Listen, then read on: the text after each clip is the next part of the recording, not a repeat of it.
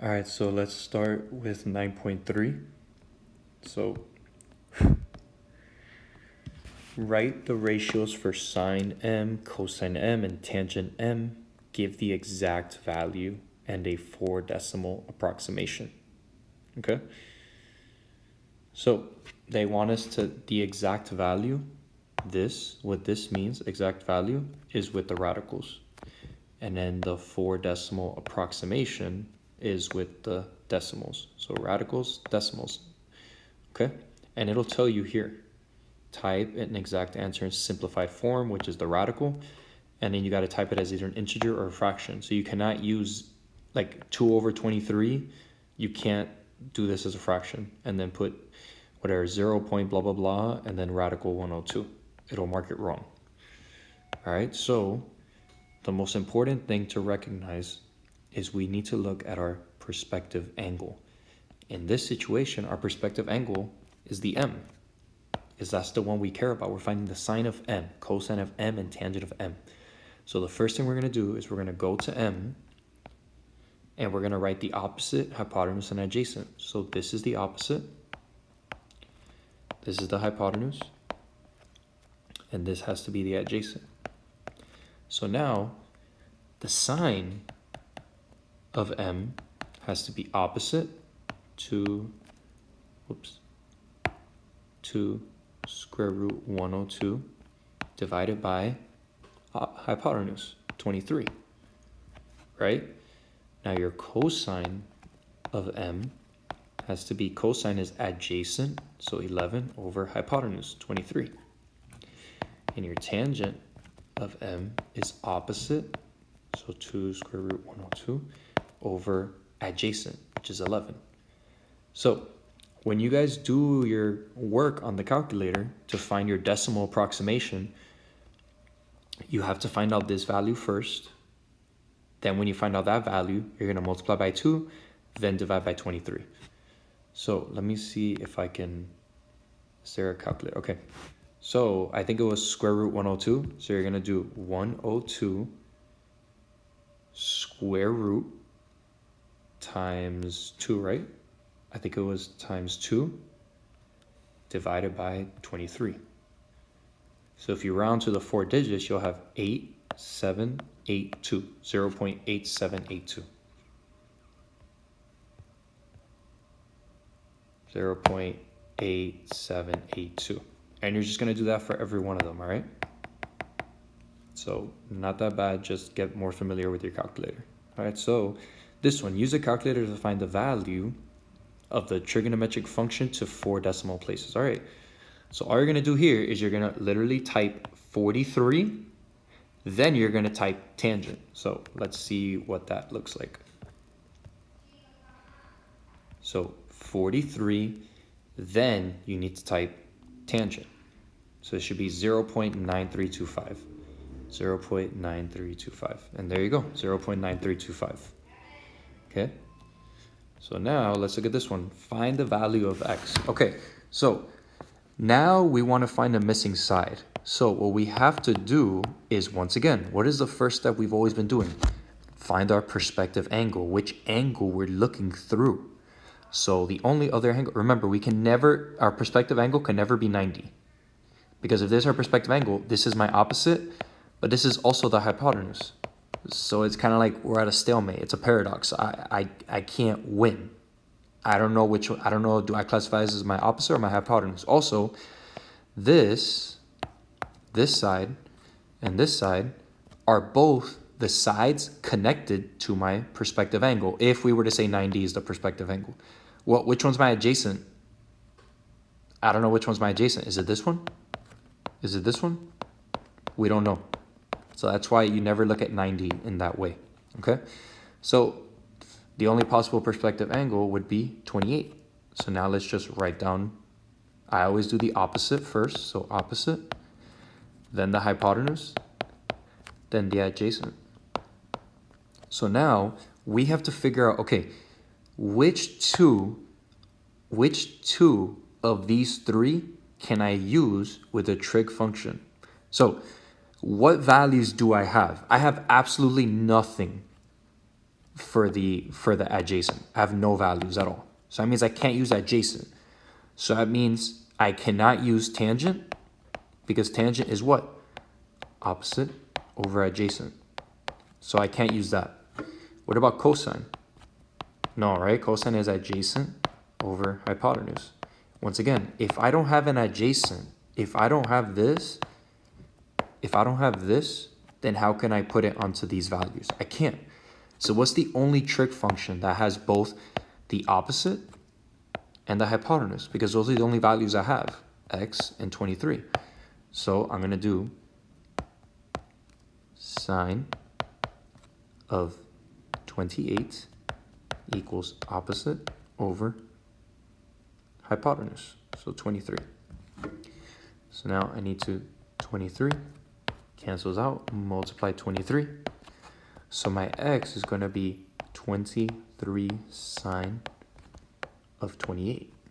So 23 sine 28 degrees. You need to find this one first.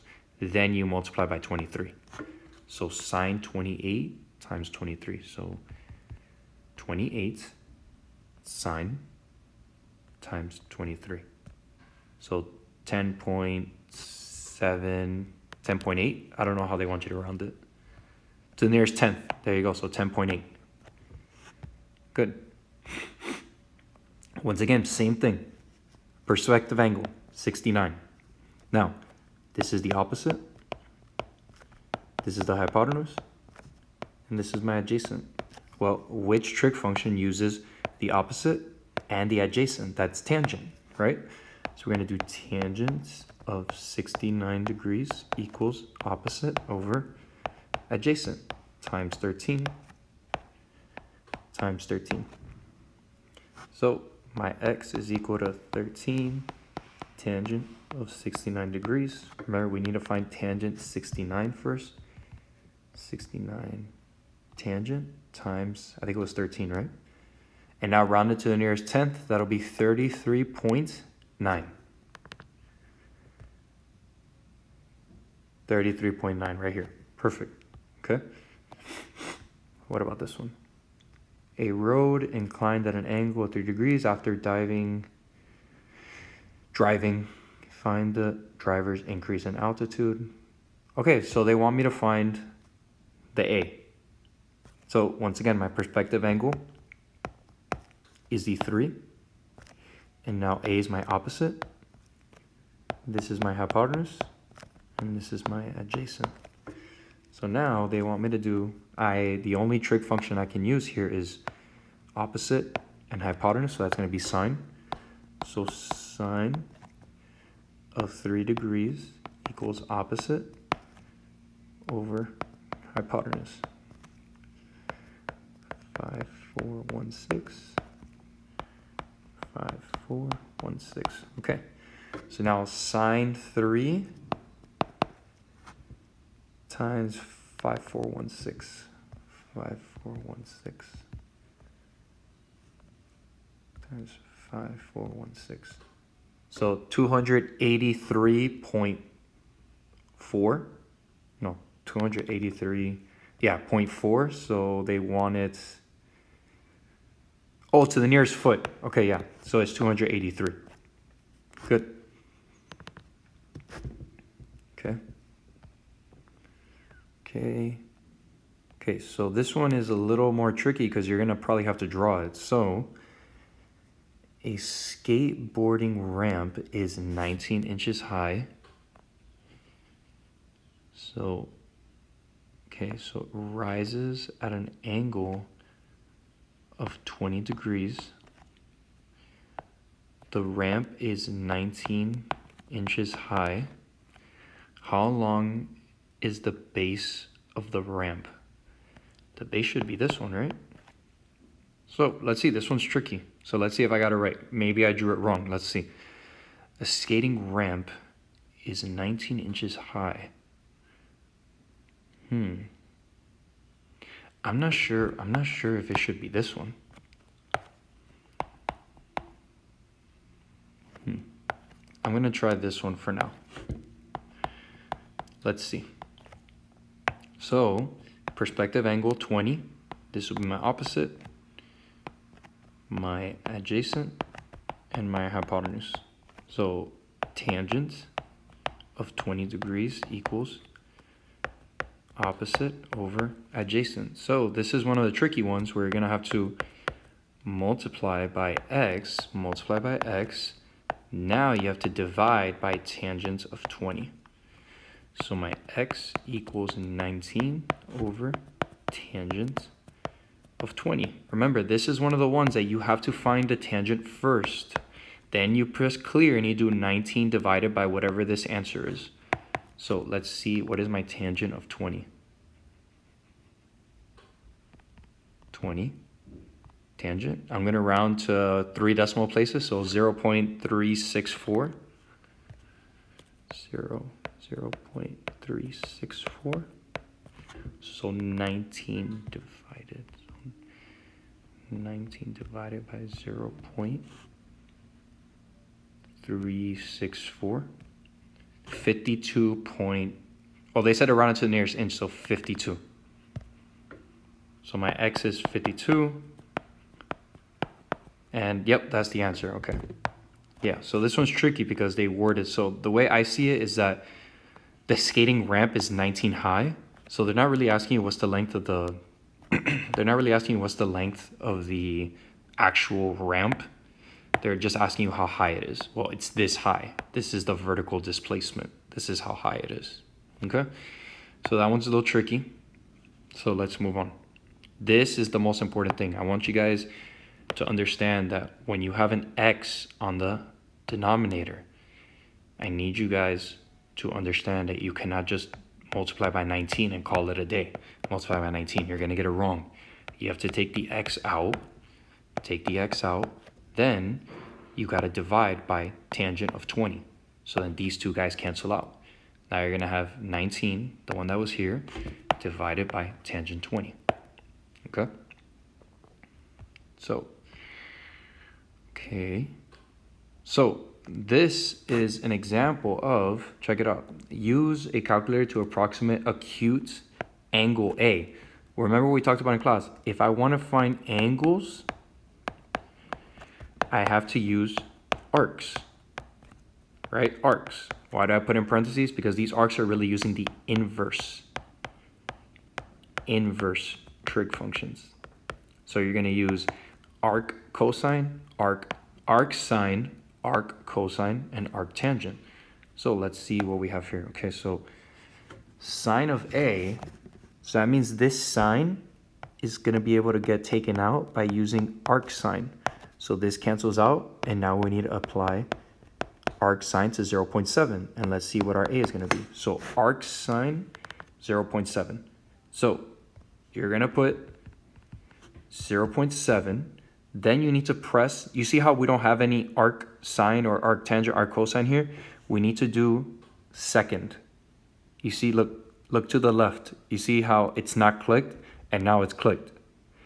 This is how we get our arcs. So 44.4. So they just want you to round to the whole number. So 44.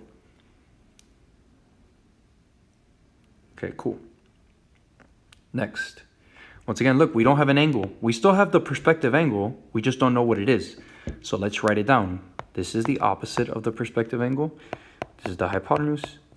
This is the adjacent. So which one involves opposite and hypotenuse? Sine. So sine of x degrees equals opposite over hypotenuse. So once again, we just need to apply arc sine. And we need to apply arc sine. So arc sine of 13 over 23.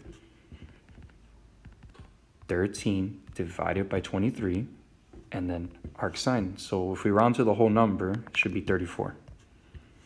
There we go, 34. Remember, guys, you got to read the blue. Round to the nearest degree. Okay? So here's my perspective angle. X, this is my opposite, my hypotenuse, and my adjacent. So opposite and adjacent is tangent, right? So tangent of x degrees equals opposite over adjacent. Tangent to -1. Tangent, arctangent, so x equals 8/7, 8 divided by 7, and arctangent. We should get 49. 49 degrees, perfect. And that's what we got right here. Okay, so